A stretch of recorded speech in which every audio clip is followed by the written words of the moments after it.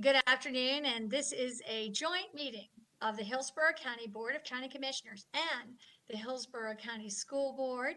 It's a rare occasion when we're able to do this, and this is a virtual meeting, a joint meeting agenda.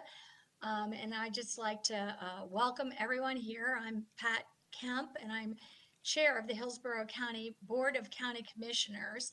And joining us today also will introduce or welcome Director Lynn Gray. If Ms. Gray, Director Gray would like to speak for a moment to the school board. Thank you. I don't know why my head looks like I'm bowing, but at any rate, that's okay. You see the top of my hair. So, yeah, it's a pleasure. Commissioner Kemp, I'm the chair of the school board, and I just think this is a mighty fine opportunity for us to collaborate and to gain some common ground, literally. So thank you for having us, and hello all of you county commissioners that I cannot see. Hi, Commissioner Overman and Commissioner Myers. And before we go further, we'll do a roll call of everyone who is here. Can we have the clerk's office do that, please? Good afternoon, Kemp. Here. Cohen. Here. Hagan. Here. Myers. Here. Overman. Here. Smith. Here. White. Here.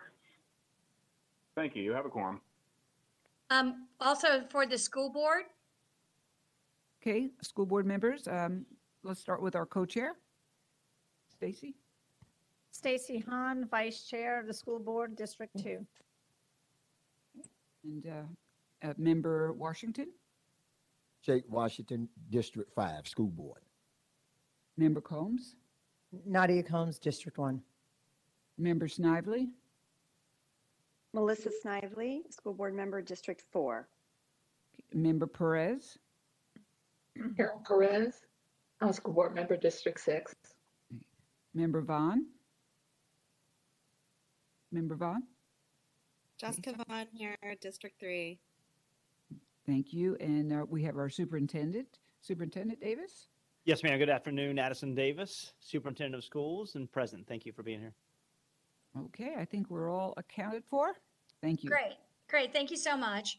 And we did have a facilitator that was going to take over for the meeting who has had a emergency and is not able to facilitate the meeting. So I'm going to be the facilitator here. So as we move on, and I'll just, when we get to some co-board discussions, maybe we can all be mindful of the number of people that will probably want to make comments during this time. But we'll start with current projects that are underway, and including Dorothy Thomas and Collins Elementary. And if we could have Christopher Farkas, Chief of Operations of the Hillsborough County School Board, and Greg Horwedel, Deputy County Administrator, Hillsborough County, are going to speak to this. Thank you, Madam Chair and board members, and also school district chair and school district board members. Mr. Horwedel, maybe if just a little bit more volume. Sure. I'll try and get as close as I can to the mic. Is that better? That's better. Mm-hmm. Okay. So we have a number of high-level county and school district staff here to talk about some of the things that have been going on in the last several months. We have Assistant County Administrator John Lyons, Development Services Director Adam Gormley, John Patrick, who heads up our Community Planning Department, and Chris, I don't know if you want to introduce yourself, and Amber? Sure. Chris Farkas, Chief of Operations, and Amber Dickerson, who's our Growth Management and Planning Director. So we don't want to take up a whole lot of time, but we do think it's important to do some table setting. So we have a few things that we want to run by you and explain how we've been doing some business, and also outline for you some of the challenges that we face. Obviously, it's in everyone's interest to come up with a coordinated and comprehensive way of approving school projects that involve transportation, water and sewer, and frankly, to meet the needs of the community. While it's easy to say, it is somewhat more difficult in practice to come up and make sure all those moving pieces are seen as a cohesive whole. So with that, I'll stop, and Chris is going to go over some of the two most recent projects that we talked about and have, we think, largely solved.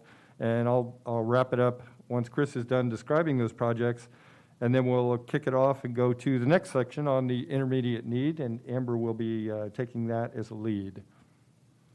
Thank you very much, Greg. I appreciate it. And we do want to start on a positive note. It is important to note that the two staffs have a lot of challenges in front of us, but we do have a couple wins, for lack of a better word, that we want to kind of go over. The first one is Dorothy Thomas School.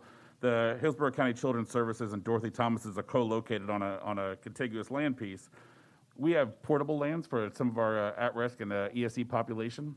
We have been afforded the opportunity to combine that into a permanent building, working with the county to ensure that we look at stormwater, we look at the sidewalks and driveway access, and the improvements to the radius to Lake Magdalene Boulevard. We work together to make that happen, and we look forward to we're beginning construction on that project here in the next month or so. So our students that are in need of a permanent building now are afforded the opportunity because of a positive relationship we have with the county and working with them to make that happen in the county staff. So I think that's important. Another important project is Collins Elementary School. As everyone on this call knows, the southern part of the county's population is expanding very quickly. The Collins Elementary School is right there in Panther Trace neighborhood.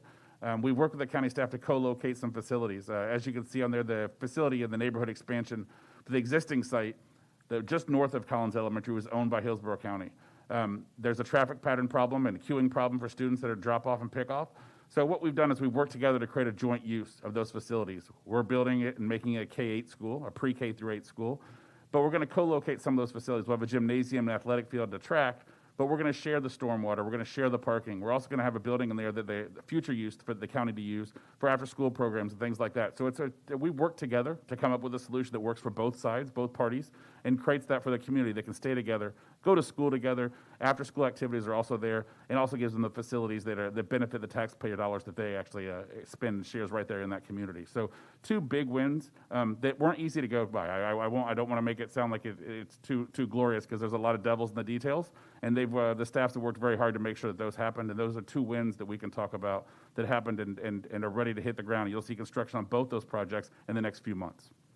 Thanks, Chris, and I would echo everything that you just said. I think it was an extremely collaborative effort. It is, I think, indicative of how our staff want to work together going forward in the future. Does that complete this part of the presentation? And should we? I, of course, forgot to push the button, Madam Chair, on my microphone. So what I was saying is I would echo everything that Chris just said. I think it's indicative of the work that our staff can do when we're collaborative, and I'm very appreciative of the hard work that all of our respective staff put in on those two projects. I know going forward, we're going to have to continue to be creative, and we're going to have to continue to look for ways that we both might give a little bit to get a lot. So in this case, both of these cases, I think this was a tremendous effort for our staffs, and I'm very pleased that you all, as your respective boards, approved these projects. So with that, Amber, if you want to go into the next phase. Absolutely. Thank you. Good afternoon. Amber Dickerson, General Manager of Growth Management for the school district. Thank you so much for your time today. And I want to first say, from my view, staff collaboration between the county and the school district has improved drastically under Mr. Horwedel's leadership. There is no doubt in my mind that the two projects referenced previously would not have made it to the finish line without his guidance, so thank you. However, we do have a long road to travel before collaboration and coordination between the two entities is a smooth process.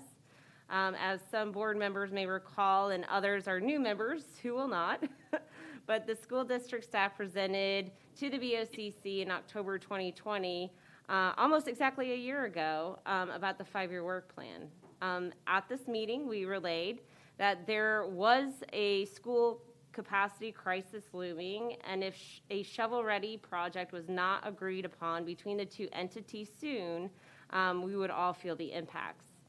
Unfortunately, this crisis is now a reality, and school district does not have a shovel-ready project to build the new capacity we need in South County.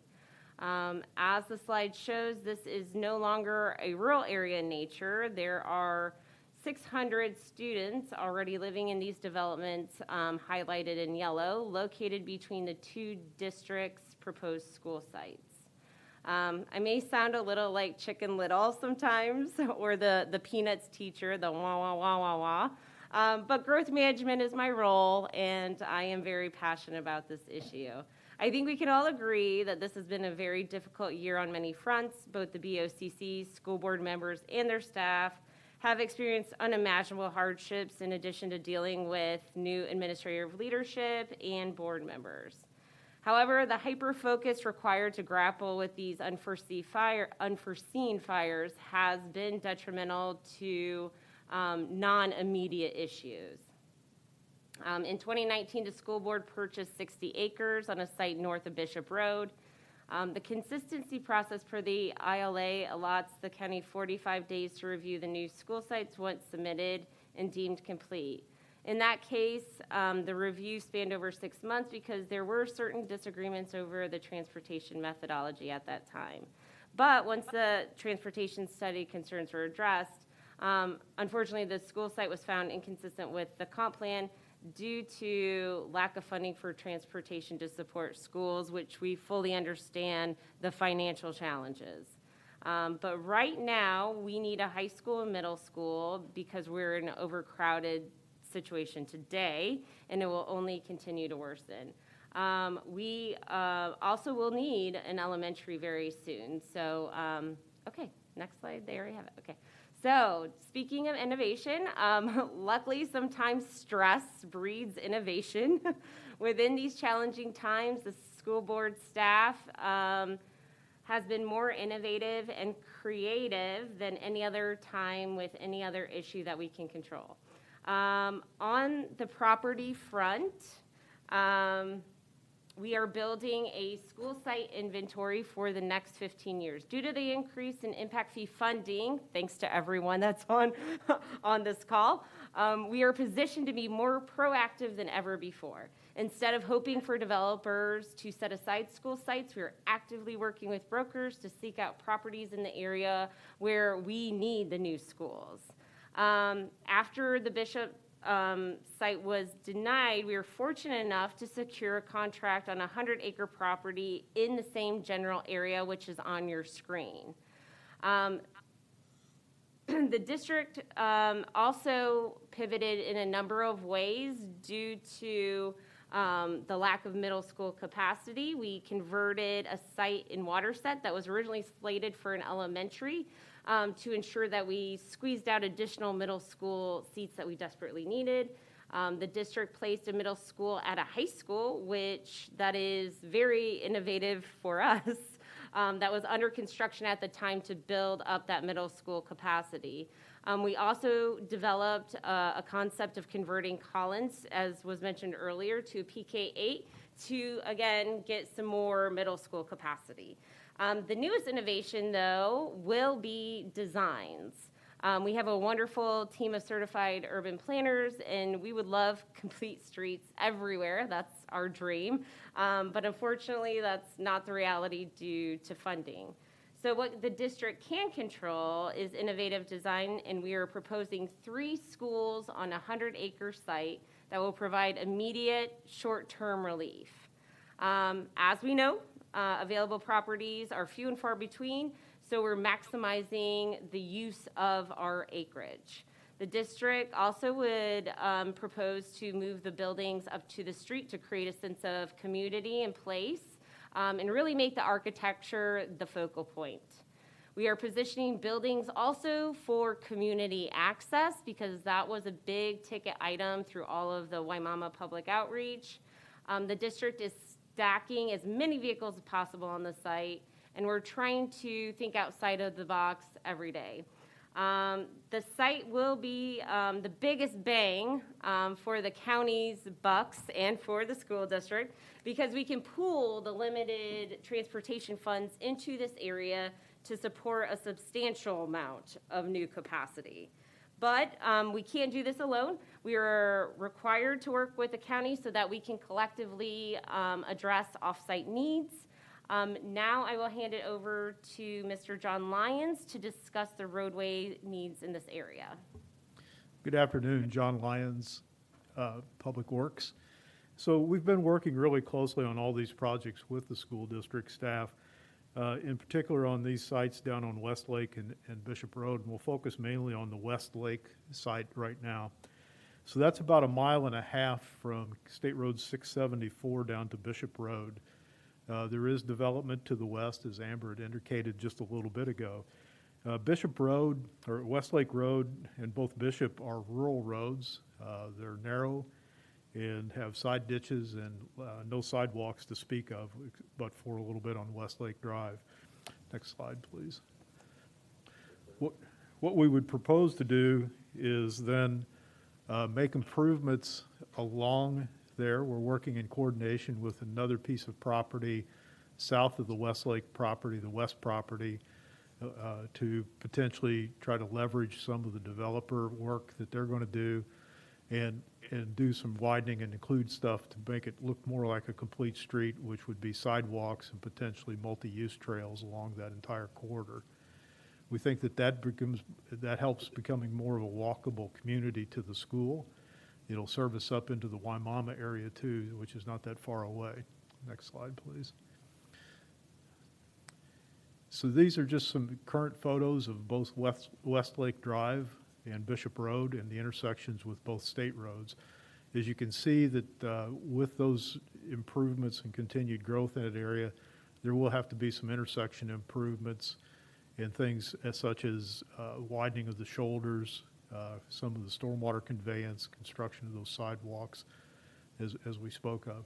Most likely traffic signals will be warranted at both those locations if both sites are completely developed, particularly at Westlake and State Road 674. We're working with DOT as well. They have a project at least on the books. It's not in their current work program, but we're going to continue to work with them to see if we can do a joint project to make those improvements up at Westlake and 674 as well. I think it's time to pass it over to Adam at this point. Yes, thank you, John. Adam Gormley, Director of Development Services for Hillsborough County.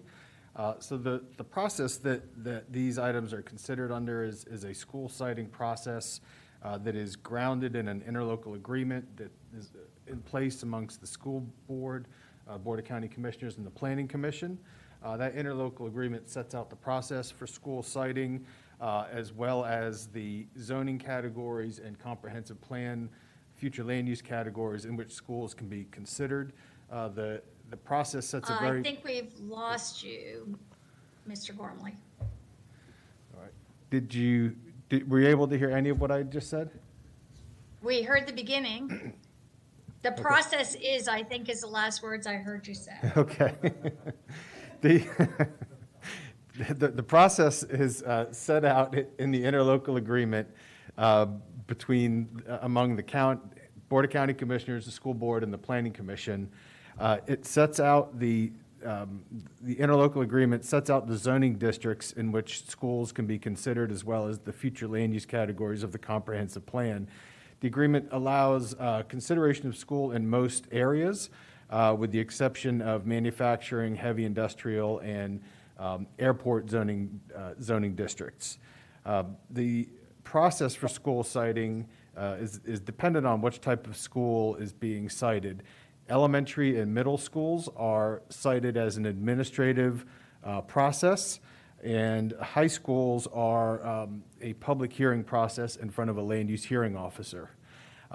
However, if a school is proposed to be located within a planned development zoning district, that process is one that's decided by the Board of County Commissioners in lieu of the LUHO or administrative review process. Next slide. I got it.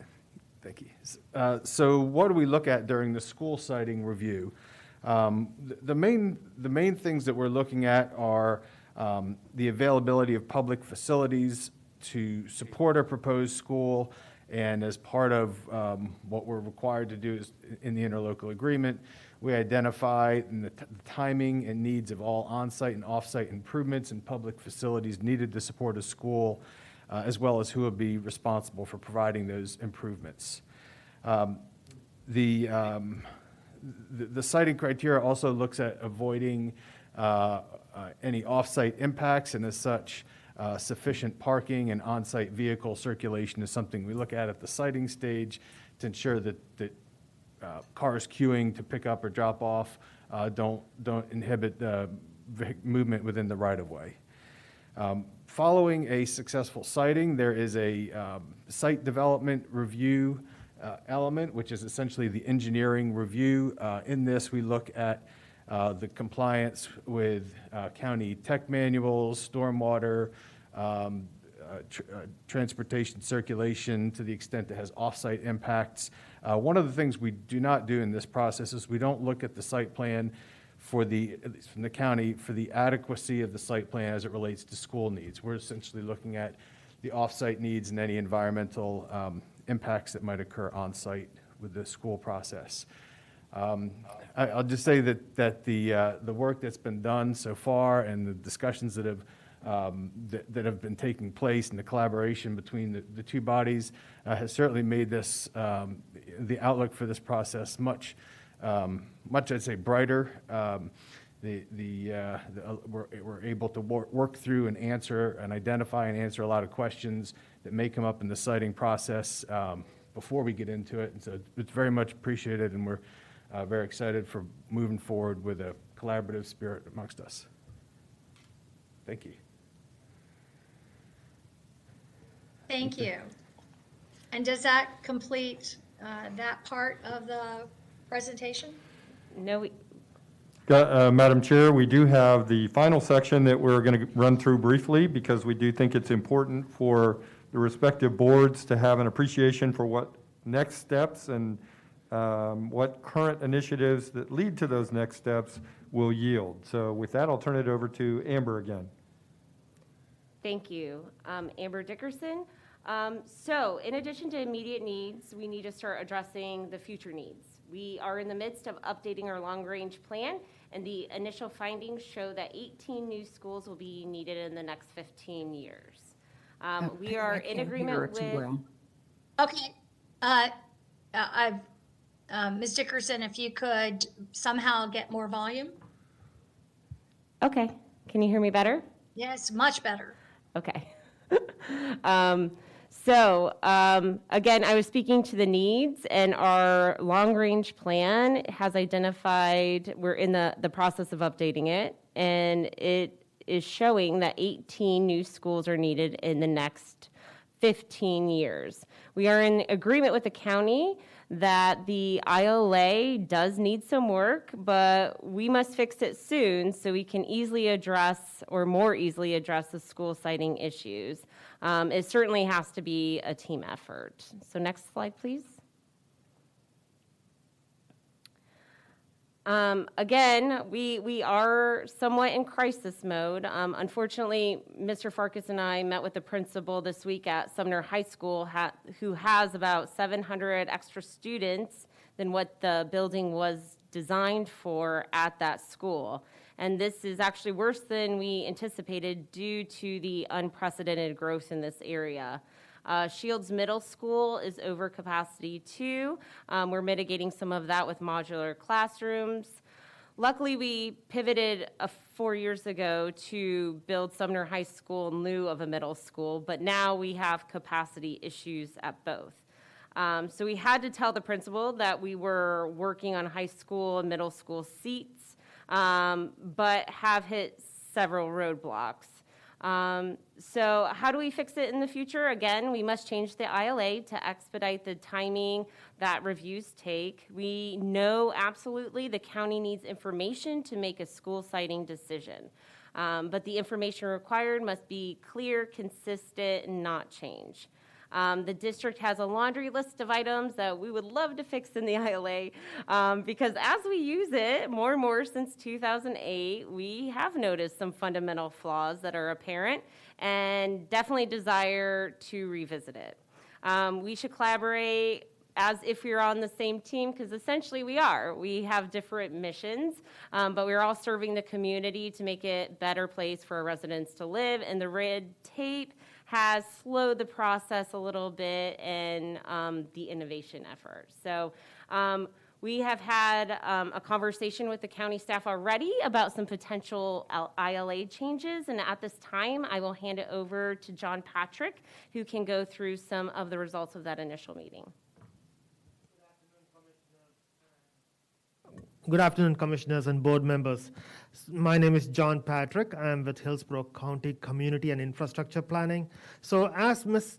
Dickerson had mentioned, we have already started conversation about what can we do right away in improving the process so that we can plan better for new schools. It's 18 schools in the next 15 years. That's a lot of schools that we need.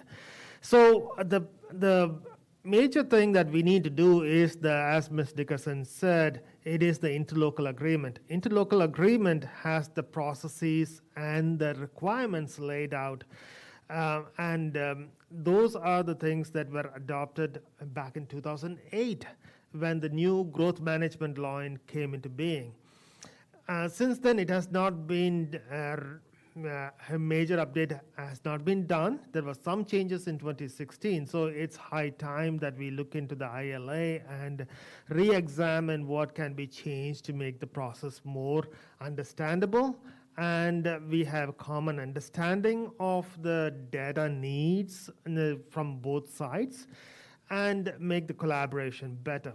So that's what we have started the process of looking at and looking into that. The key word is collaboration. The more we collaborate, more the information we share, more better outcomes it's going to be. As you know, capital improvement program, especially transportation, we have a lot of needs, and we don't have all the resources in place to quickly change from one project to another and add more projects.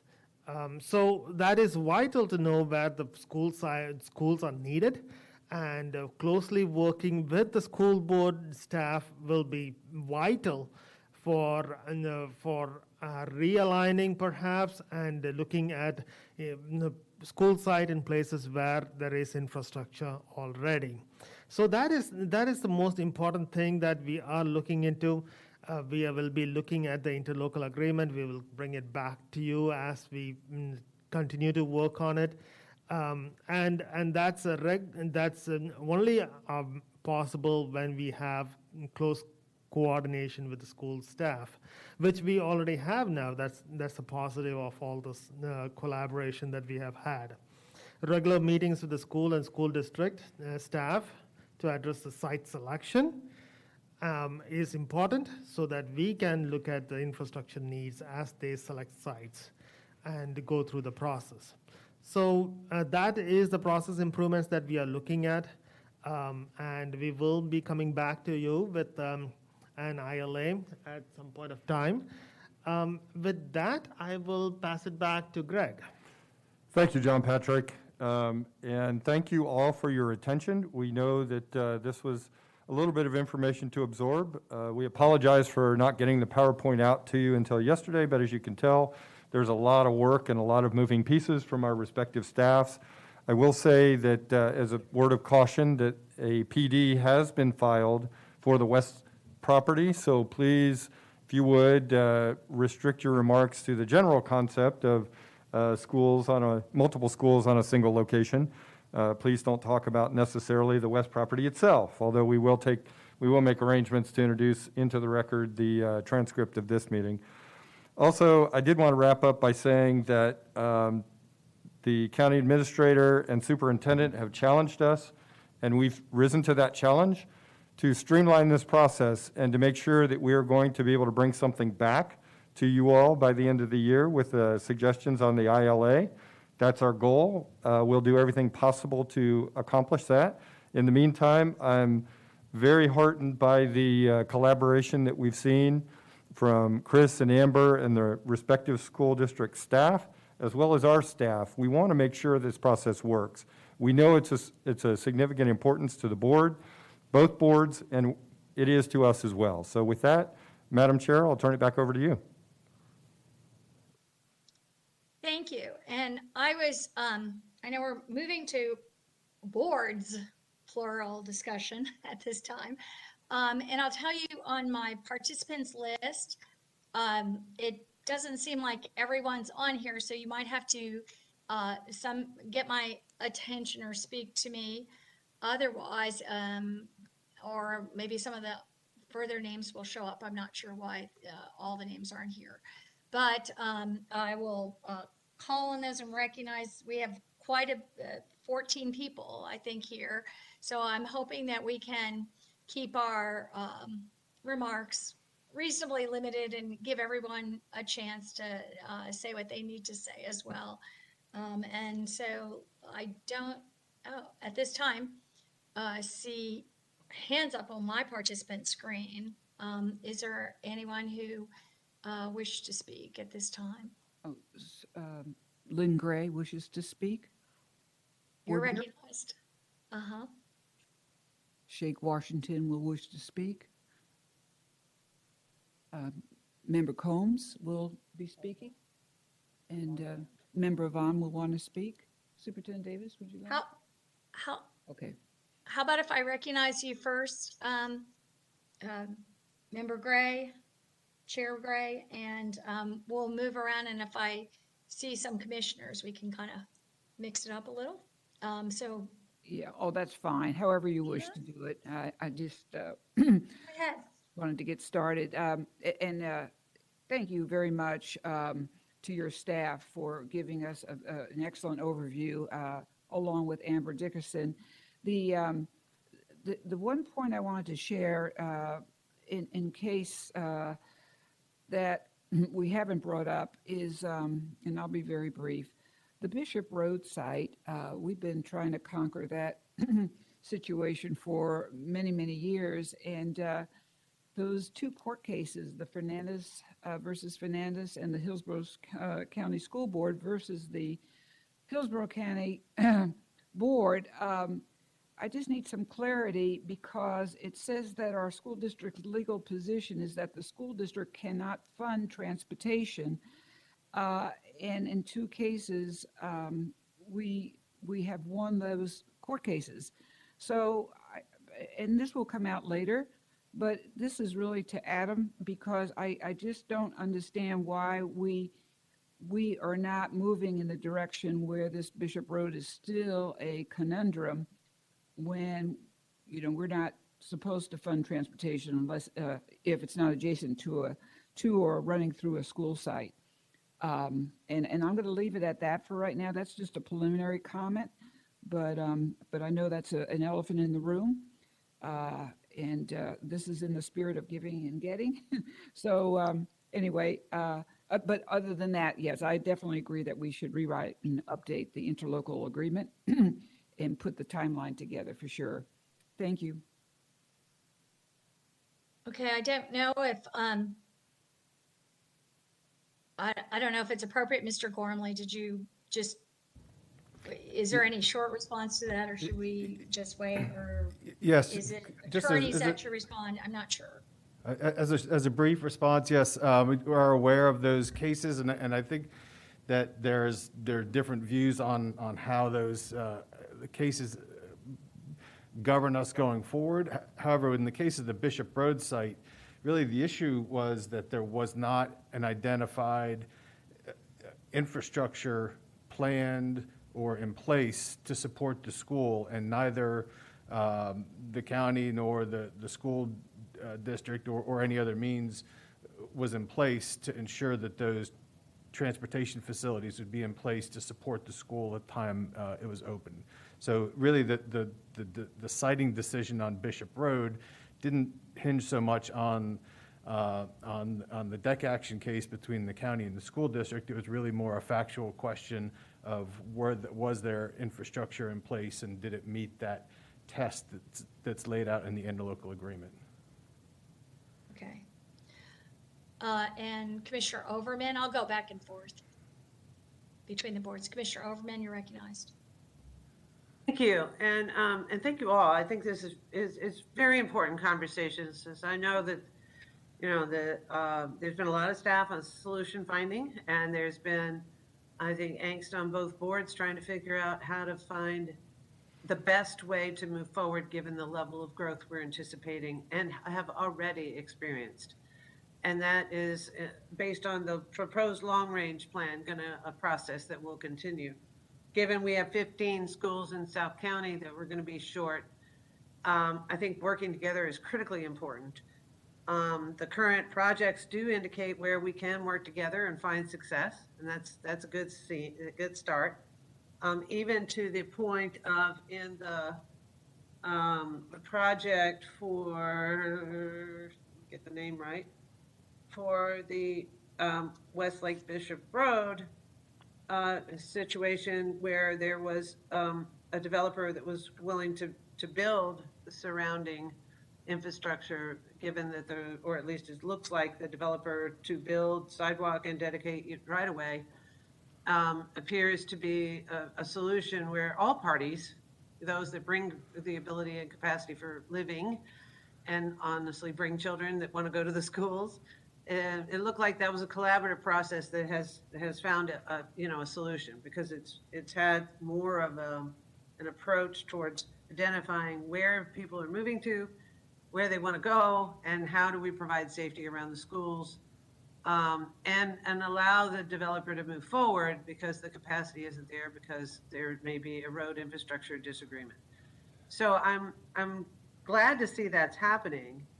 And that's happening for, a larger school or a larger school complex, right? The processes that I see that are different relate to the greatest needs that we have in the county for schools. So, for example, what I heard, and which I don't quite understand the difference, but what I heard was for elementary and middle school, there's an administrative approval process. Whereas for high schools, which we are in still need of 3, but the biggest bulk of what we have to plan for right now, where there is, unfortunately, rubber hit the road problems because of the road infrastructure that still yet needs to happen there. The land use for the high school is a land use type of hearing. So there is an opportunity with the schools, with the roads and potential developers in the pipeline that are bringing children to those schools at the table for finding a good solution, as well as the community. So I'm curious if in the process of identifying best practices, if there's merit in considering that the elementary and middle schools that we're anticipating over the next 14, 15 years, that are 14 or 15 schools, maybe we should have a single type of process so that it's consistent and we can make sure that we have infrastructure planned for, roads planned for, and students planned for it in the building of schools, and how that fits into siting, because it seems as though that's where there may have been some opportunities for getting it right, but all the information may not have been fully vetted and solved at the initial, land use hearing process. And I'll stop there, but there does, when I look at what we have to do versus what we have, it appears as though we have a lesser problem in the high school arrangement because we've been building high schools, possibly, but also we do have a big bubble in the middle in the elementary school. So I think it's critically important that we get that right for the next 15 years. So I'll stop there. Thank you. And I'll go to School Board Member Combs. Yeah, I'm sorry, Pat, she will not be speaking yet at this time. Thank you. Oh, okay. Let me then go to Washington will. Okay, that's good. Thank you. Thank you. I appreciate the opportunity. The one thing that I realized, we being a new board member, we need to work together as a team, because I think it's very important on both sides. I'm looking at it from the administrative point, being a former high school principal and area superintendent. you know, these schools are important to be on the timeline, because the one thing I always remember back when we had more students than the school could accommodate, we had to be on double session. And double session is not really a great place to be in education, especially in the academic process, or because you're putting students up early in the morning, especially because I don't ever recall in my 42 years having a middle school on double session. High schools we did, but even in high school when we had double session, the kids would come to school about 6:30 in the morning, and the second session would come about 12 o'clock. So the second session was really hard because those kids wouldn't leave school until about maybe 5:30 or 6 o'clock in the afternoon. And then if you have activities, that would be another problem, because then they would stay late and the parents would have to come pick them up.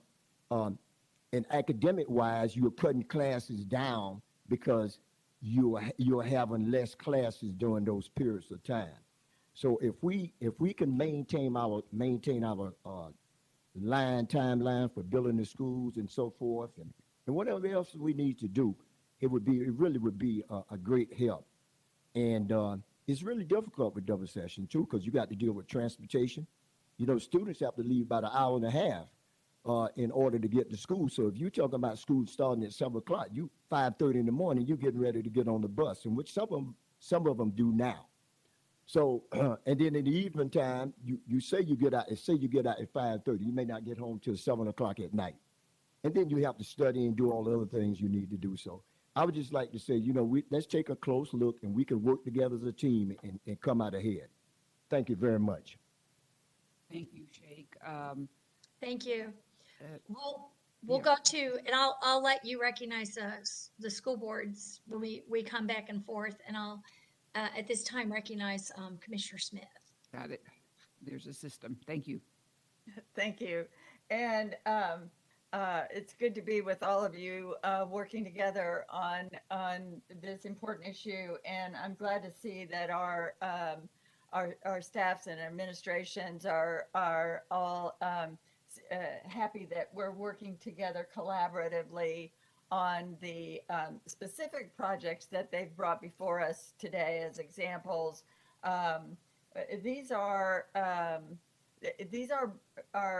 Band-Aids, though, to the problem that we're in, this great need of unprecedented growth, needing 18 schools. So it's great that we're working together to put a couple of quick Band-Aids on these, making a couple of projects work.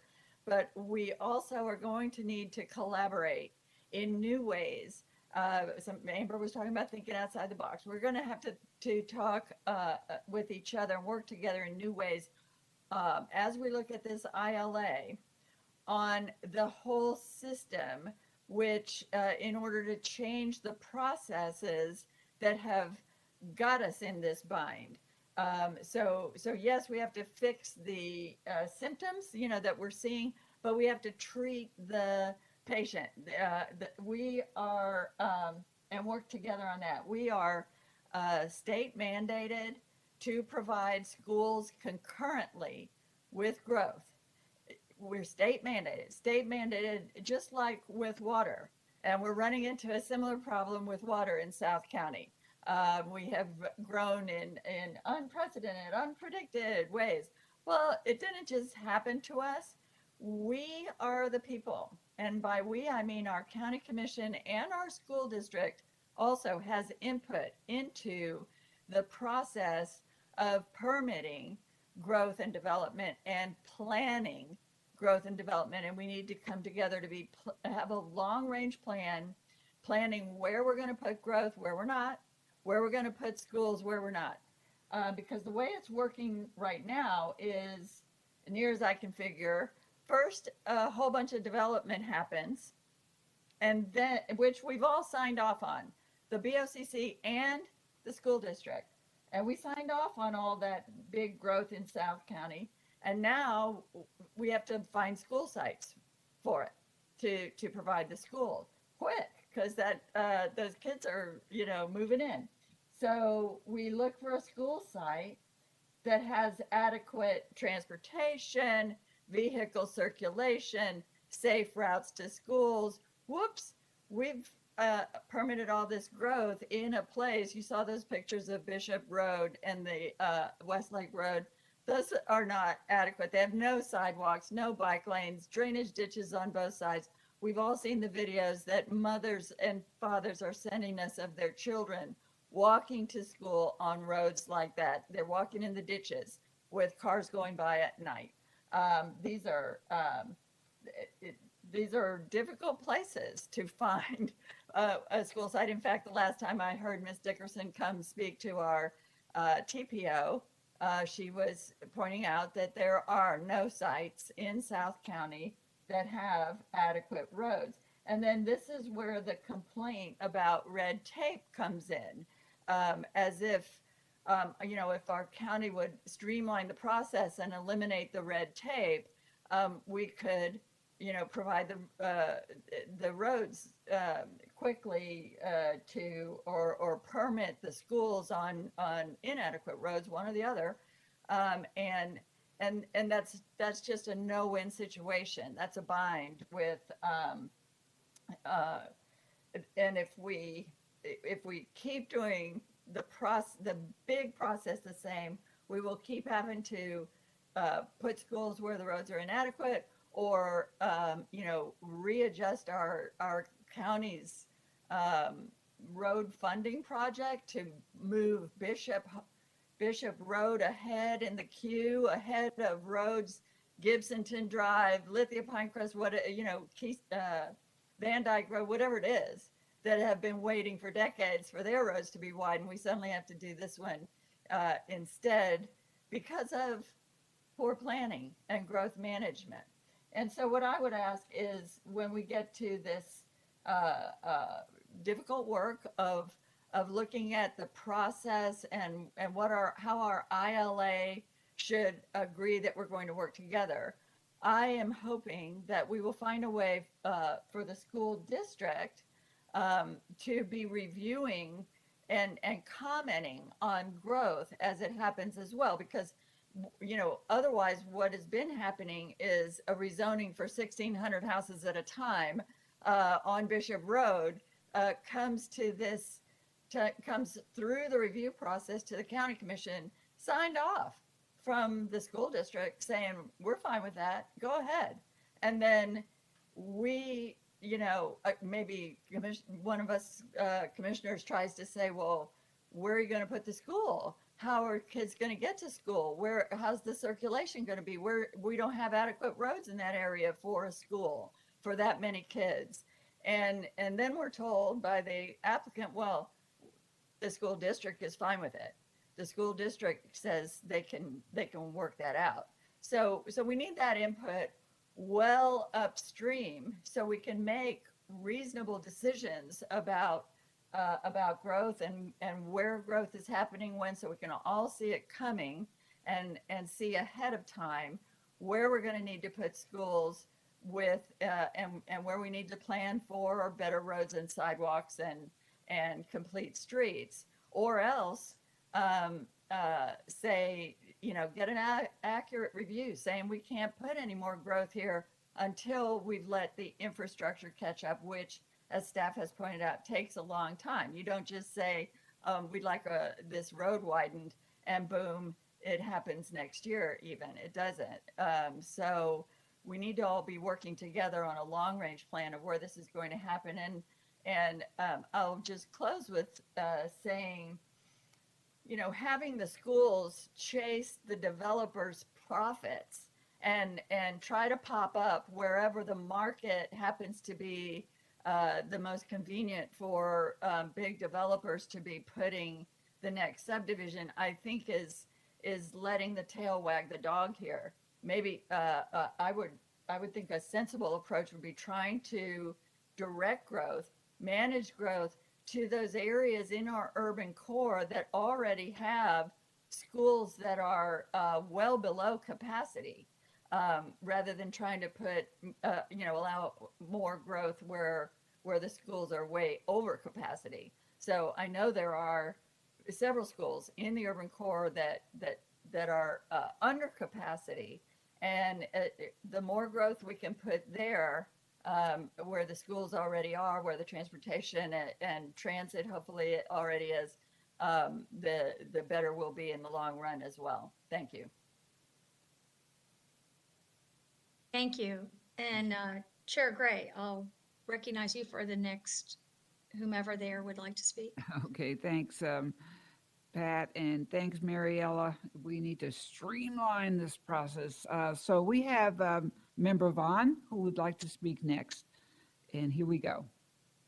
Thank you. First, I want to say I'm so grateful for this meeting and an opportunity to speak collaboratively. I think there's a lot of value in what Commissioner Smith just said. One of my questions, because I've had some meetings with Mr. Farkas and Mrs. Dickerson, is in our interlocal agreement, that's kind of where it seems to be the biggest disconnect when I trace back, some of the challenges that we're having. And I know the conversation is about amending that. And I'm just trying to get a better idea of what that really looks like, how we work collaboratively, who, is really in charge of that process. I know we for a timeline, but just getting an idea of what that would look like. That's really where I have the most questions, is about that agreement and making sure that it, is reflective of the conversations we're having now.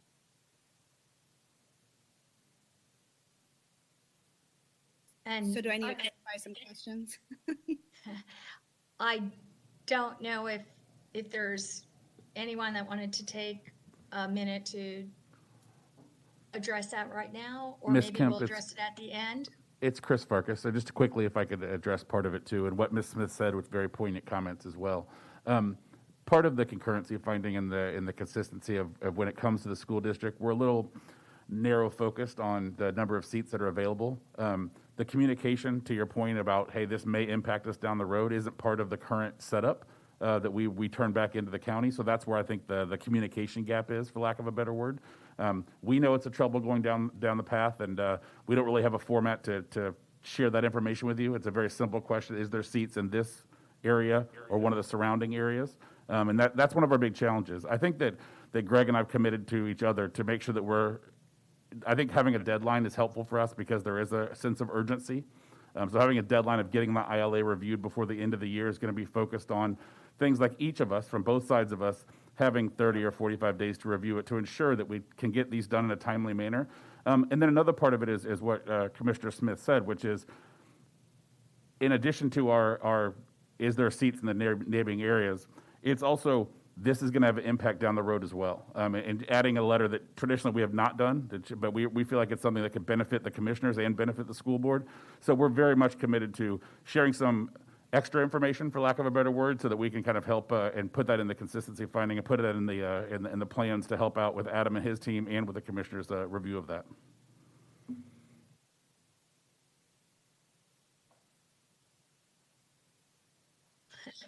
Thank you there.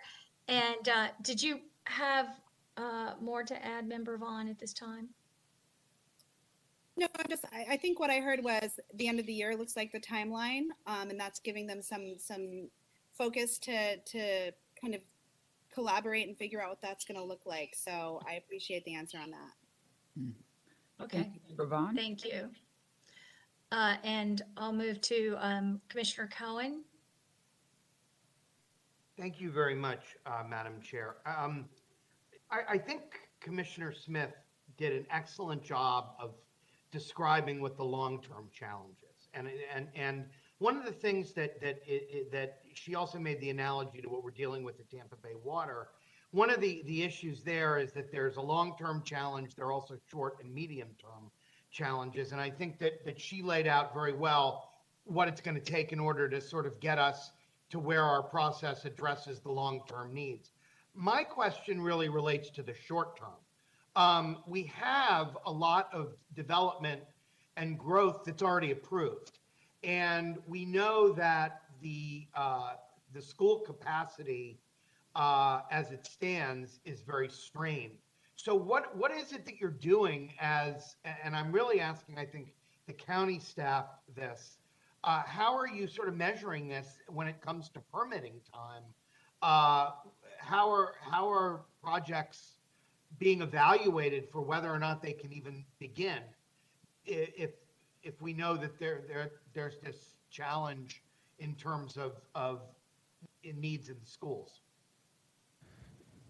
So Commissioner and board members, what Commissioner Cohen identified is exactly the challenge situation, the crisis situation, if you will, on school capacity. And the fact of the matter is we have developments that are coming in the door today in South County, and they are being stopped at the threshold because there is not there's not adequate school capacity to meet the concurrency standards. So it is a real problem. It's a real short-term, immediate challenge that we're facing. And I think part of what we've been talking about and collaborating together is what can be done in the immediate term, short term, to try to address that problem in a way that gets infrastructure in schools built in a way that can support the development decisions that have already been made. Just to be clear, when you say that are coming in the door, you don't mean coming in the door for zoning approval. You mean coming in the door actually for permitting. Yes, sir. That's correct. They're coming in the door. These are projects that have already been zoned or have had zoning entitlements in place. They come in for permitting, either to initiate a platting process to create new lots or for a multifamily project. At the very outset of that process, there is a review, a concurrency review done for various infrastructure services, including schools. So yes, sir, this is at the platting stage when they're seeking to have permits issued so they can actually build homes and create impacts. So just to give us a sense of it, if something is stopped dead in its tracks now, how long would it take for it to for the school capacity to catch up with the backlog? I don't know if I can answer the backlog question. I'll see if either Chris or Amber can address the backlog. I'll be happy to talk to it a little bit. It's Chris Farkas. And we don't want to talk about it too much because it revolves around the Westlake property. I know you guys will be voting on that, but that's a short-term solution. If we're able to get that approved and we can put it in our 3 to 5 year plan, if it's 3 years out, we can have those agreements where we can allow the development and we'll have the concurrency that goes along with it.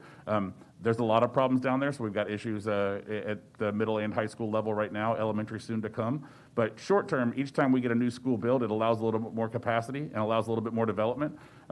We'd like to be in front of that and be proactive so that developers don't have to wait for that to happen. If we can find the sites and know they're in our 3 and 5 year plans, then the developers don't have to come. We just assign seats based on the schools that are coming down the road. But right now, it's single plots of land being approved where we can put schools there. As soon as we have those schools assigned and funded, which we do, then we'll allow more development that comes through with the number of seats for that school that's being built.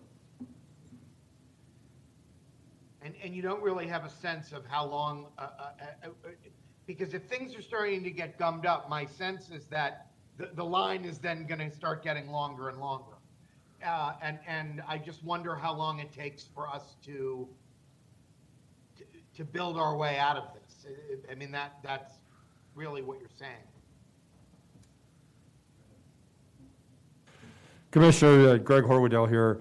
That is part of the challenge because it's not just the school facility itself. It is also all the ancillary support infrastructure that needs to be addressed. And as you know from the number of workshops we've had regarding transportation, we have significant challenges with transportation. Part of what we want to do with the school district is figure out a way to sync up our CIP with their master plan. That will be part of our conversation when we discuss the ILA. And our intent is to bring back something that, isn't just a Band-Aid, that is something that's more thoughtful, that's long range, and that has the support of both administrations that we can recommend to the board, our respective boards. This is a path going forward. Some schools may need to be accelerated. Some of our transportation improvements may need to be accelerated. It will depend on, as we go through that process, what we're able to identify and then bring back to you at a later date before the end of the year. Thanks. Thank you. Okay. Chair Gray, is there Absolutely. Thank you, Pat. We'll now hear from Member Hahn. Thank you. Thank you, Chair Gray. Appreciate Member Commissioner Cohen's comments. He cleared some things up for me, so thank you, sir. And I appreciate Commissioner Smith's comments. You're a big picture thinker. I can appreciate that. And I share a lot of your concerns, especially as they're related to the interlocal agreement. Very much in favor of what other members have said around revisiting that and reworking that agreement. Looking at to expedite the timelines and really reviewing the agreement and making sure there's really clear and consistent processes moving forward. Because what I've heard is, as we move through the process that exists, sometimes the goalpost is moved along the way, making it harder to get to the end of the road. So I'd like to respectfully ask that we can maybe by the end of this meeting, as in a collaborative effort, commit to reviewing this process and this agreement and completing it by the first of the year. Because I think it is in all of our best interests. We all are working with a limited amount of funds, and we need to budget our money moving forward, and it will help with everybody's long-term planning the sooner that we get this done. So that would be one request. I'd also like to comment on the, there's been some discussion around how we provide input to developers around the impact that their developing will have on capacity. And just really for the sake of our new board members too, I just want to kind of make sure I'm understanding correctly. And if I'm not, Mr. Farkas and Ms. Dickerson can jump in here. But when we are asked for a concurrency letter, we have to look at the schools that are directly impacted as well as the connected boundaries.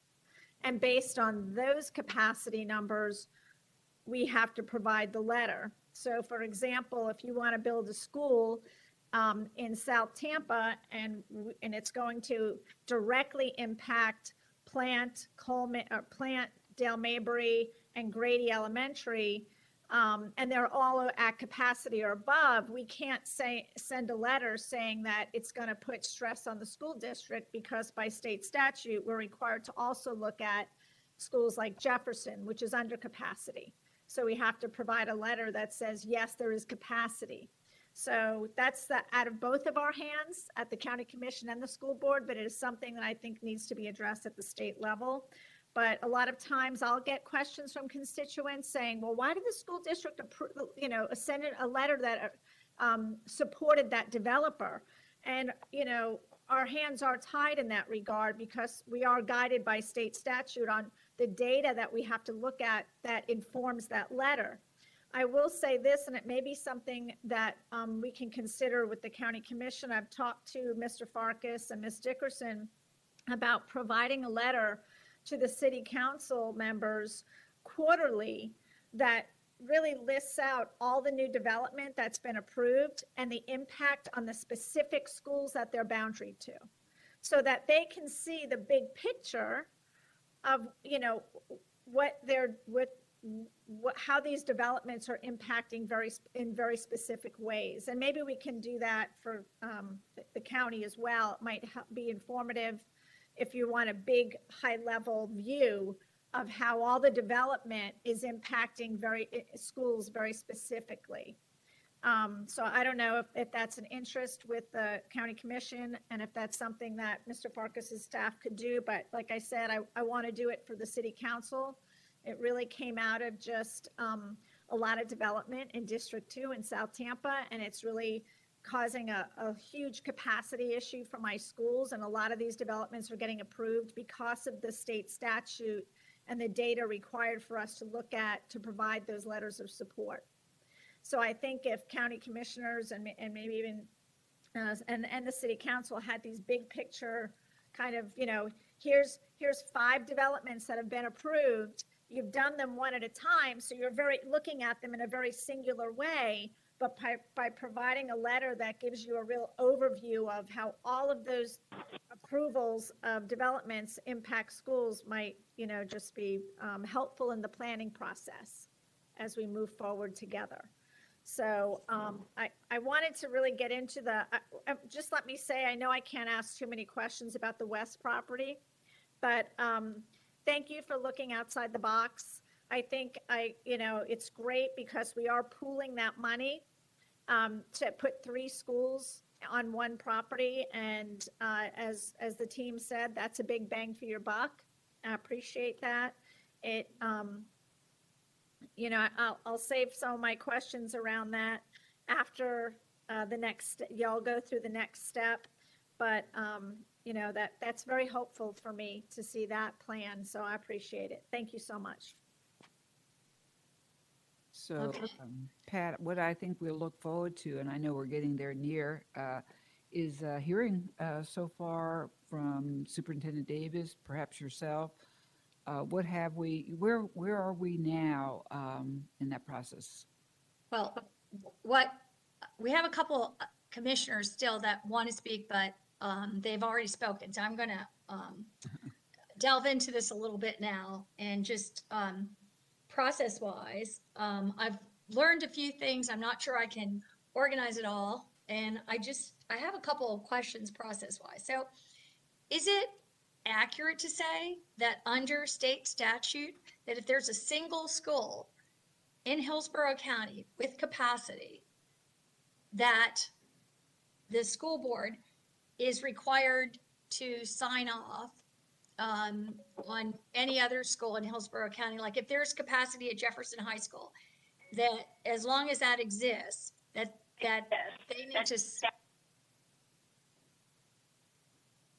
sign off? I don't think I wanted an attorney to. It's got to be a connected boundary, but yes, an attorney should answer this, Pat. We have Jim Porter here. Thank you, Madam Chair, Board of County Commissioners. This is Jim Porter. I'm the school board attorney. I think as we're talking about the process, I think there are a lot of questions that need to be answered, and understanding the respective roles that everyone plays in the development process. In the rezoning process, the school district staff receives notice of potential rezonings and provides data for the decision maker. The decision maker, of course, in the county is the zoning or land use hearing officer, and ultimately the county commission. The staff is not in a position to opine on whether a development is appropriate from a land use perspective.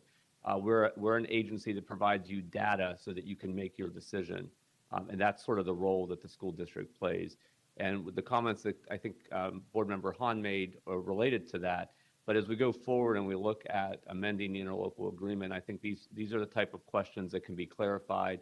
And as Mr. Farkas suggested, if we can provide more context to the data that we're providing you, that would be appropriate. But I don't want to leave anyone with the understanding that we would be in a position legally to give opinions on whether a rezoning is appropriate or not from a land use perspective. Right. I wasn't even your decision. Yeah. So I just and I think, wondered. yeah. Yeah. I just was trying to clarify if it were true that any school in Hillsborough County with excess capacity, because certainly some have it. Not any school. It has to be within the zone school district. Okay. And so I think it would be valuable for us to understand those zone school districts. But the other would be that if that were true, then the other seeming safeguard here is during plating. And I'm telling you, I'm a little taken aback to hear that Sumner School, I know I heard that already, high school, is already 700 over capacity. Because as I understood, as developments were being approved, that there still kept being capacity at Sumner High School. And then all of a sudden, whoops, it opens and it's over 700 capacity.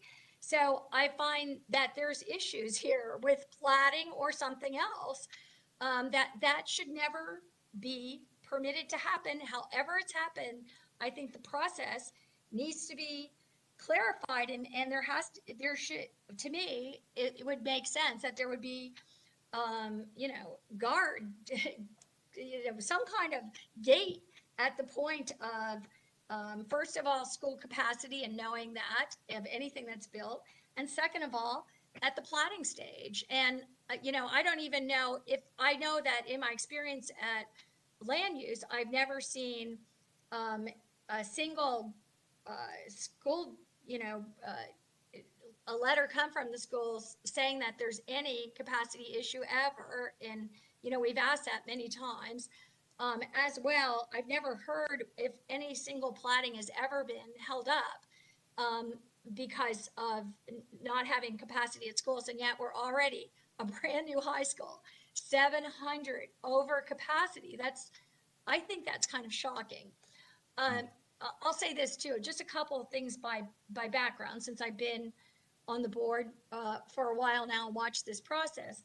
I'll say that, it seemed to be a problem that we didn't have schools and schools weren't being built for the first couple years, 2016, 17, 18. And I was told it's because there was no money to build schools. We were getting half of the impact fees of what a recent study showed we should have been getting, about $4,000 on average home. And surrounding counties were doing much more than that. We had a study come back that said it should be 8,200.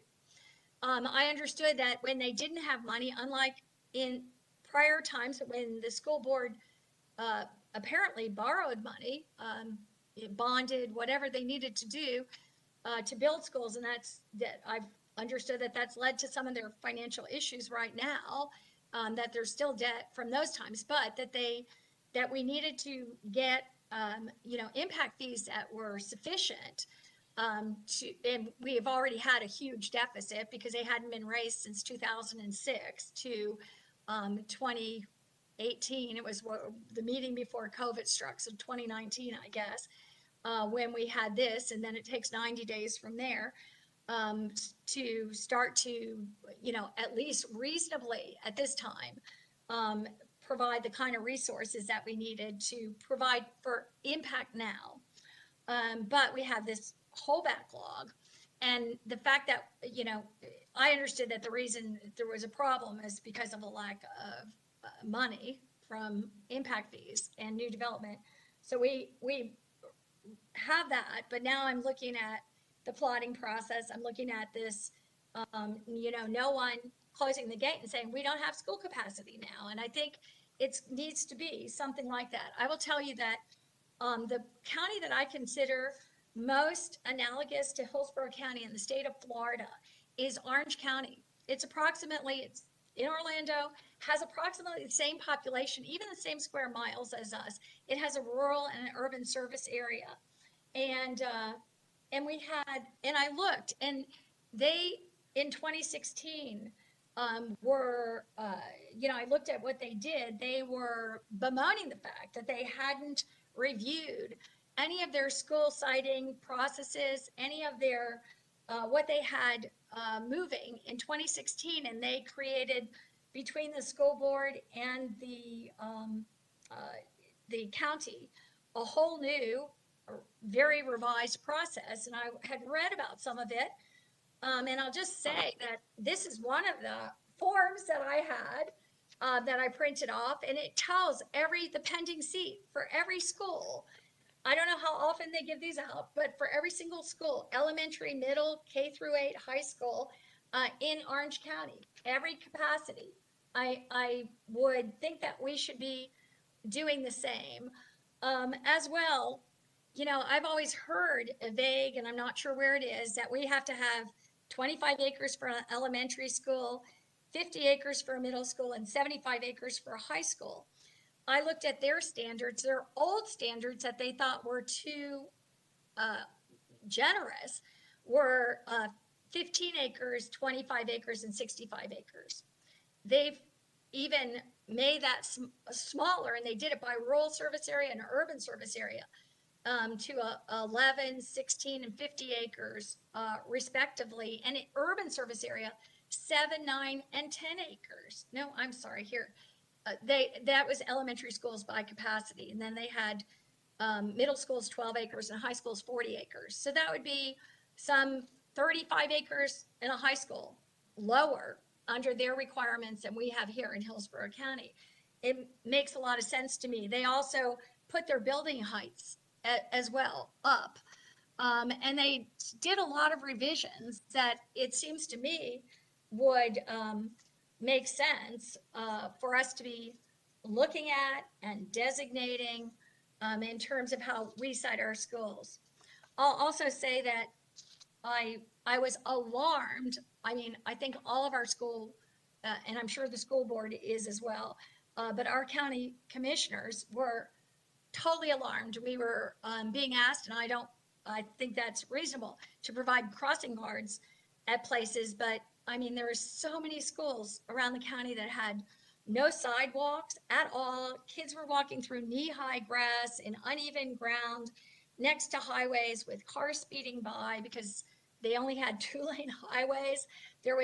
It's just shocking, the conditions. And so I think it was 2018 that I made a motion that we have by board policy, a 2-mile safety zone around all of our schools and look at the infrastructure and, make sure that that is safe for our students, since the state requires any student that is up to 2 miles away to walk to school, which in some of these conditions is really terrible. And I think at any rate, 2 miles back and forth are a really long walk and can be a dangerous walk for many children.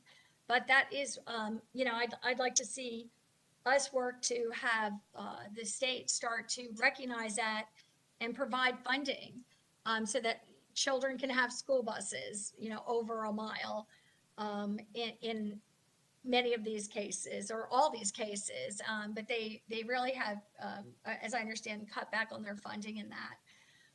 And finally, just in terms of understanding that and I don't know if I understood whatever was said earlier about this, but the various processes with a hearing officer doing the high school, it seems to me all of these should go before the board, actually, especially the high school, and not be decided otherwise. But if I heard more about that, I might think of it differently. But these are all things I'd like to be considered as we move forward in our, wherever these kinds of things belong, in whatever part of this process or consideration. I'd really like to do that. And in Orange County, they brought in some consultants there to look at this specifically. And I'm wondering how much we have to do that, or how much we can borrow, because I think they did very complete work in Orange County on this, and very robust in a review. And it seems like we could be doing the same. And this is all, of course, under Florida state law. So I'm assuming some things could have changed, but I'm assuming it might be some good guidance for us. Thanks, Pat. You want me to get to the next person on our side? Sure. Commissioner Kemp, Oh. this is Commissioner Myers.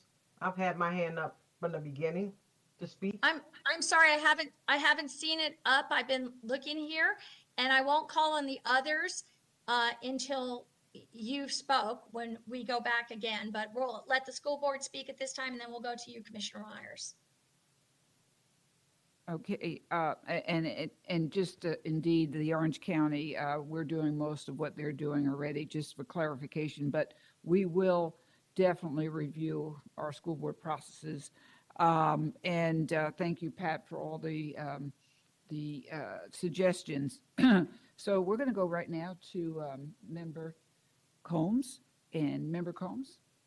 I just have a couple comments or questions because, I don't have a strong background in this, to be honest. I'm a new school board member. So I guess my questions are, obviously, we really need to look at the interlocal agreement and see how we need to change that. Also, I would like to see some of the large developers be here involved in a meeting like this, because we really need, to me, it just seems like common sense that they need to be involved, because they need to be part of this. As we continue to grow, what does that look like? It seems like our largest developers should be out there talking to us.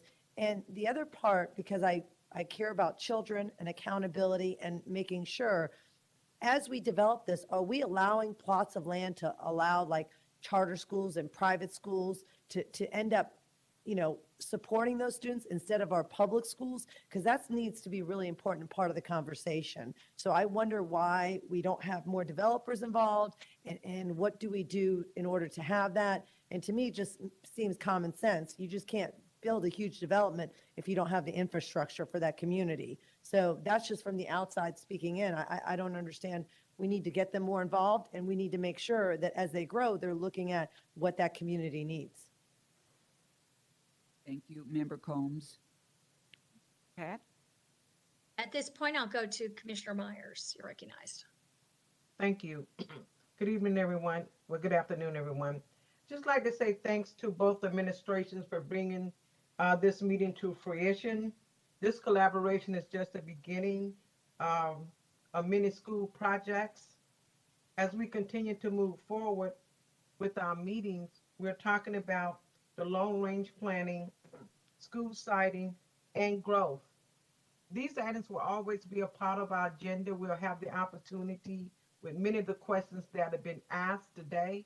This is new for me, but I do believe we would be able to answer some of those questions, knowing that we have 15 schools that would need to be built.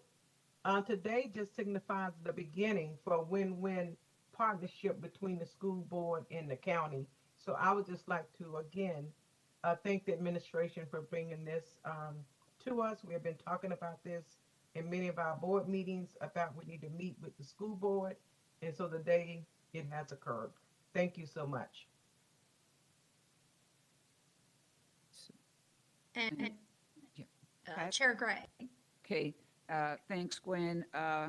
And also, we're going to have Member Hahn wants to ask a question. And Pat, what do you think about, you want to finish it up with, our superintendent has some finishing statements? Because we're looking at 3 o'clock. I think we have a couple more board members, and we can ask them to be briefer, the ones that have already spoken. But do you have another board member at this time that wants to speak? No, Member Snively had to go away, her mom, and so we're just looking at really Member Hahn. Okay, so if you can ask a question right now. Thank you, Chairwoman Gray. Appreciate the second round here real quick. I just wanted to close the loop on my prior comments because I think it might have caused a little confusion when I was talking about the state statute and how it mandates what we do. And basically, I guess to boil it down, is the state statute prevents the school district from saying no at rezoning meetings. That's actually the duty of the county commission. That's not something that state statute lets us do. So I just wanted to close the loop on that because it, obviously didn't come across in my comments. The other is, Mr. Farkas, do you share our 5-year plan with the county commission, correct? Yes, ma'am, we sure do. Amber actually presented to the county commission and the planning commission. And are they provided opportunity for feedback on that 5-year plan? Yes, ma'am, we get comments from them. Okay, and then how does the county commission, and I don't know who wants to answer this, how do you all budget for around that 5-year plan so that, we're kind of walking through this hand in hand? How does the county commission budget for the growth in schools and these prospective school sites? I don't know if there's anyone that would specifically want to answer that. I mean, I think we budget in general for, and there's very little there to budget for. In fact, that's been a continuing issue that we don't have money as well as not school impact fee money, but mobility money that we haven't had available. We've lost literally hundreds of millions by my calculations in the last some time. But I know there's been a lot of roads on the to-do list for decades. But I don't know if there's anyone that might want to speak to that on the county side. Madam Chair, Greg Horwedel, I would only say that as you know, the list is long for our CIP projects, particularly related for transportation. The challenge we have sometimes is when a school site is approved by the school district, it may not be located on a road that has capacity. In fact, I think that's really the circumstance that we see with the West property, for example. We would love if every school site were located on a road that had sufficient capacity and had water and sewer service to it. Unfortunately, that doesn't always occur.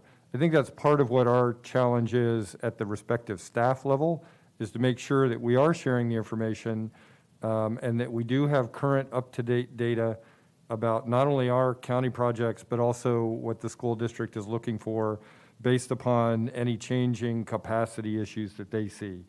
I can commit to our staffs working together. We are in sync on making sure we help solve this. I don't think anyone here wants us to have these conversations, to be perfectly honest.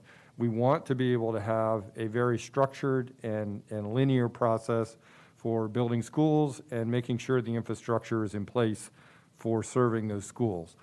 We will have a much better handle on what to report back to you by the end of the year. And I know I keep saying that, but really there's some more work that we need to do.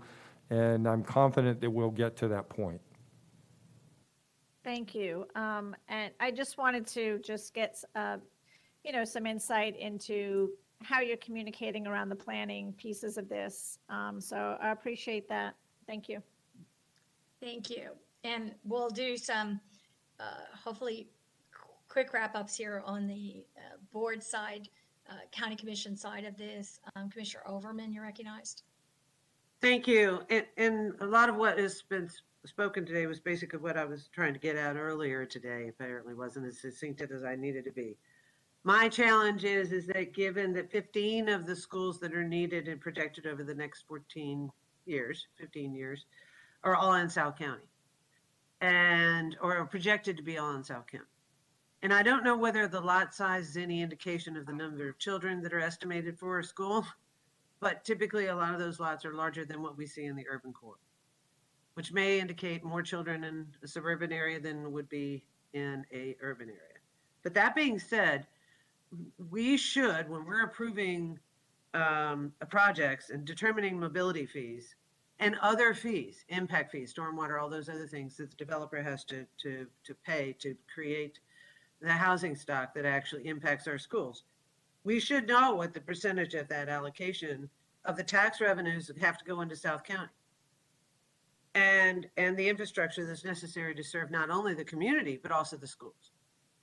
So when we know that that's our budget and we recognize that in years 1 through 5, for example, in your illustration, that we have the need for 3 schools, 2 of which are pre-K to 8 and 1 is a high school, that the partnership solution we just looked at may be absolutely necessary so that the projected revenues are available to build the infrastructure around that school and allow that developer to participate in covering the cost of the infrastructure that may be in a deficit because we have not charged enough in fees to fix the past deficits that we have, that we allow those mobility fees to fix the current and future, because it's that collateral extra that keeps growing to the problem that actually makes it so difficult to manage. And which is why I suggested earlier that in the interlocal agreement, that maybe it needs to come back to a land use process rather than an administrative process.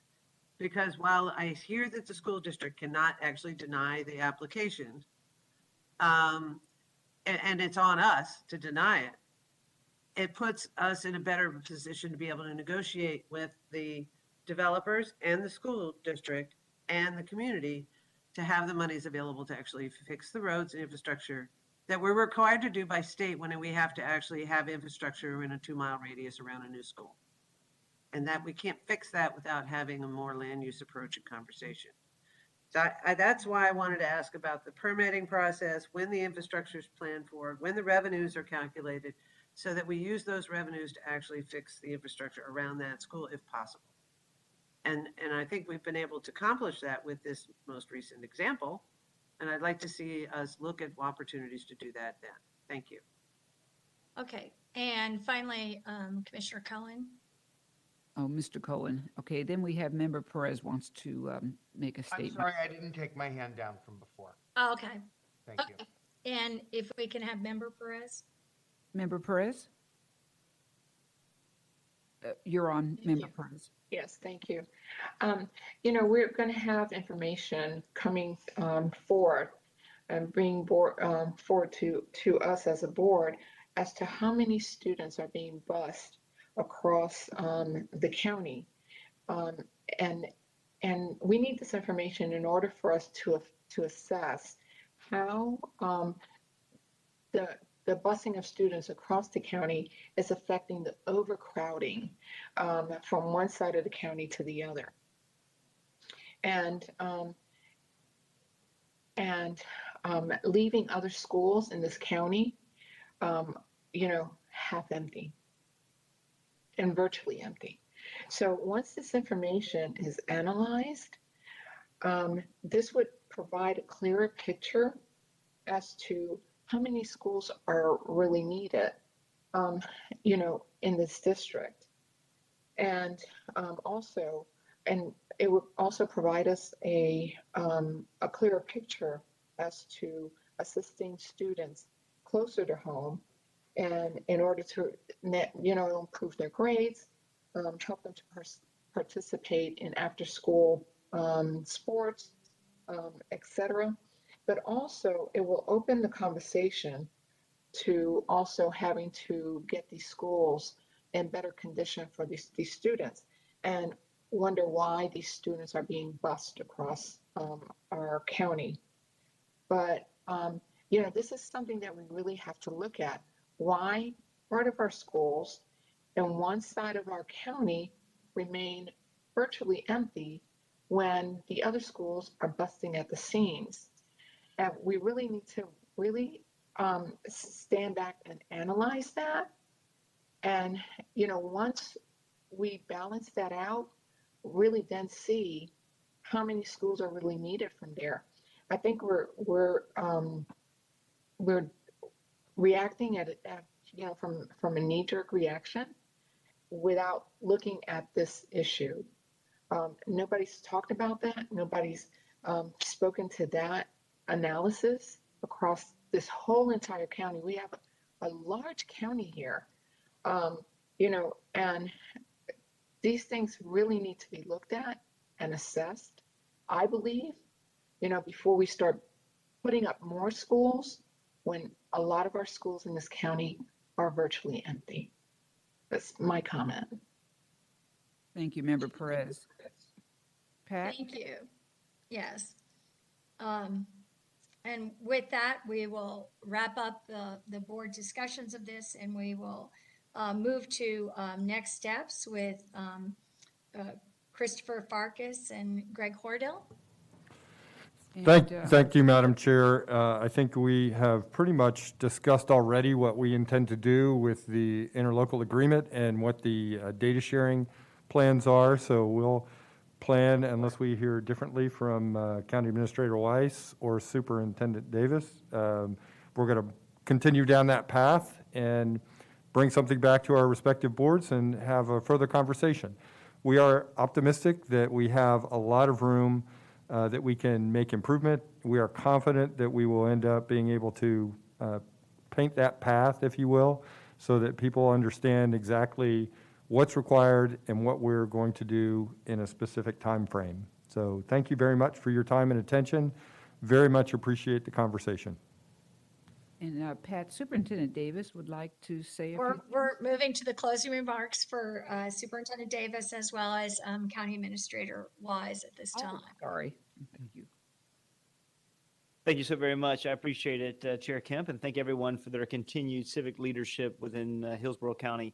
I would say that a lot of conversation today. I think that as we all agree that we need to continue to work in concert under the leadership of Mrs. Wise, and the same token with Greg, we've made some remarkable strides in the last few months to be able to address some of the dire needs that we have as an organization.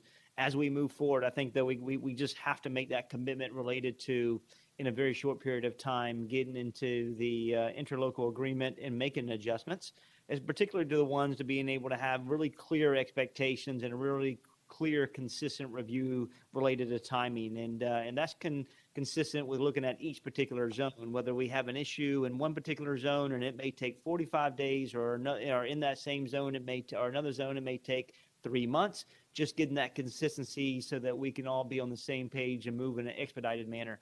Also being able to make certain we have a clear transportation methodology and have an understanding of what ownerships of both sides have to be able to create the build.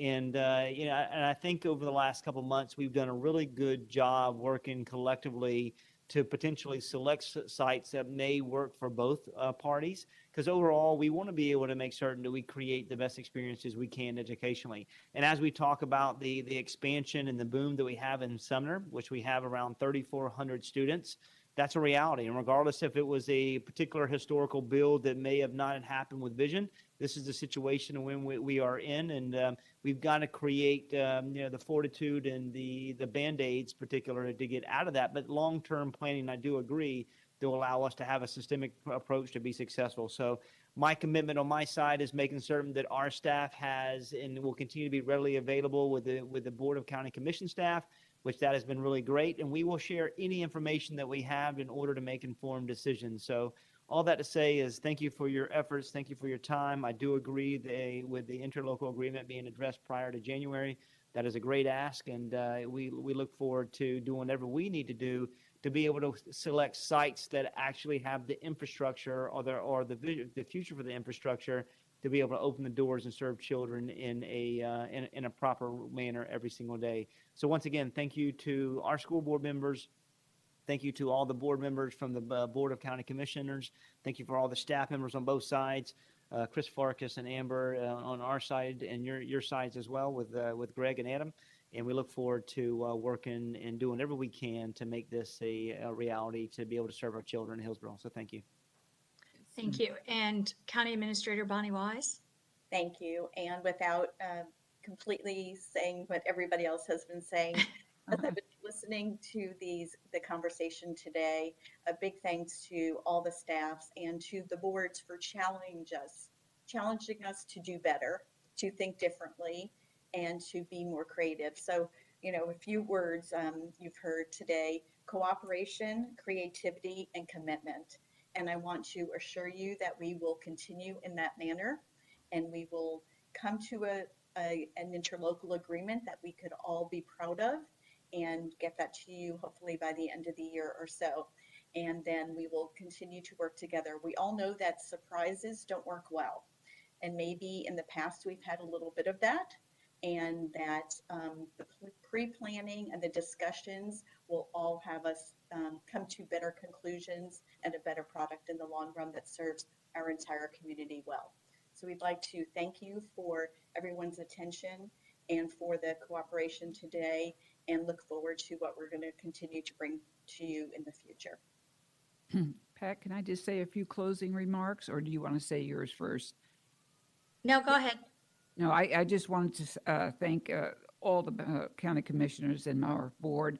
We just came up with 4 congruent types of messages that as we move forward, along with the 3 C's that Bonnie mentioned: collaboration, and I can't remember the second 2, but we're all looking for the same. But I know that we have to revise our ILA. I know that we should and we will review our own school board processes. Pat, you mentioned. I know also that we should expedite the timeline. When I say I, this is all of us here on the board. And also, I also wrote down loopholes in the IRA must be corrected legally and emphatically as we move forward. I look forward to the work that we have ahead of us. And I just want to thank every one of you for looking out after our children, our students. They are our future, and we need to pay attention to making sure their school environment is facilitated, and we can do that jointly. Thank you.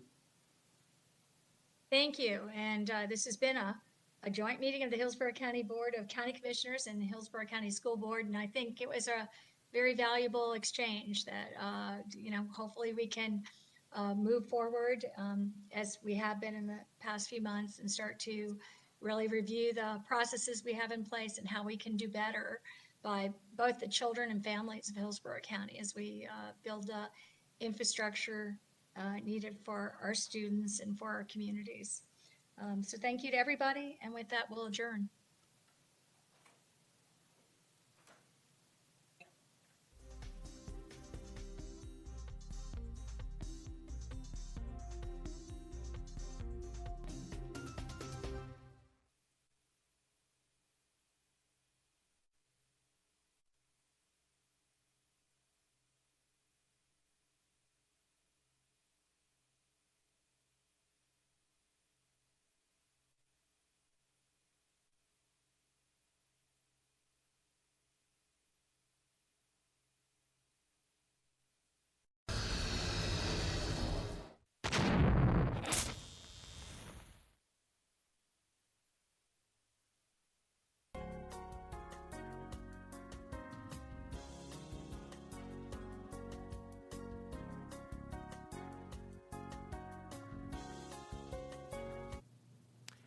Good morning, everyone, and welcome to this morning's meeting of the TPO Board. Today is Tuesday, September 14th. And before we begin, we should all stand for just a moment and give the Pledge of Allegiance. I pledge allegiance to the flag of the United States of America